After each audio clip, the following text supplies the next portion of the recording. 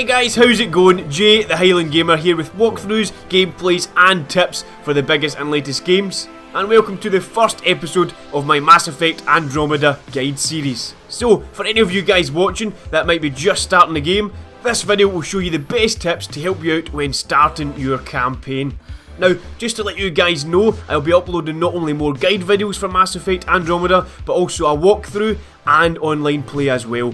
So, if you're interested in any of that, be sure to subscribe and stay tuned. But for now, let's get things started. So, tip number 1.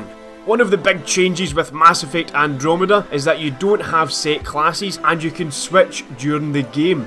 So a good tip would be to experiment with your classes and powers, as you can always reset your class in the Tempest in the medbay.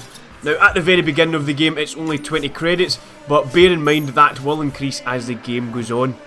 Tip number 2. With the new combat in Mass Effect, one of the biggest changes is probably the cover system, which is contextual cover. This means that you don't have to press any buttons to get into cover, you will simply slide into cover automatically. But, and this is a big but, you need to have your weapon out for the system to work. So, if you don't have your weapon out, then you won't be going into cover anytime soon.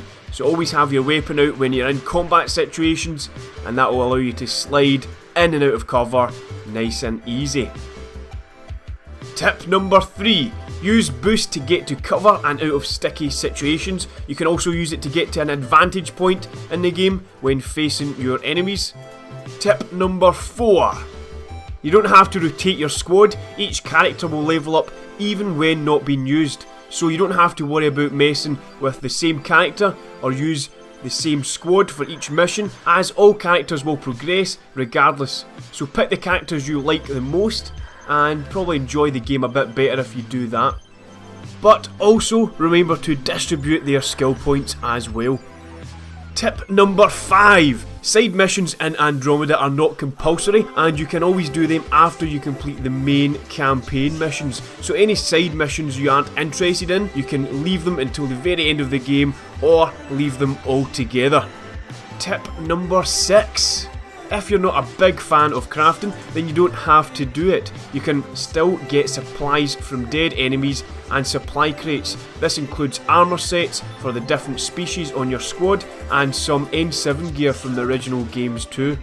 Tip number 7. So if you are going to be crafting in the game, always deconstruct spare weapons instead of selling them. This will work in your favour for crafting materials and to free up inventory space. Tip number 8. At the very beginning of the game, you'll be asked to use your Omni tool, which will scan the area indicating anything of value.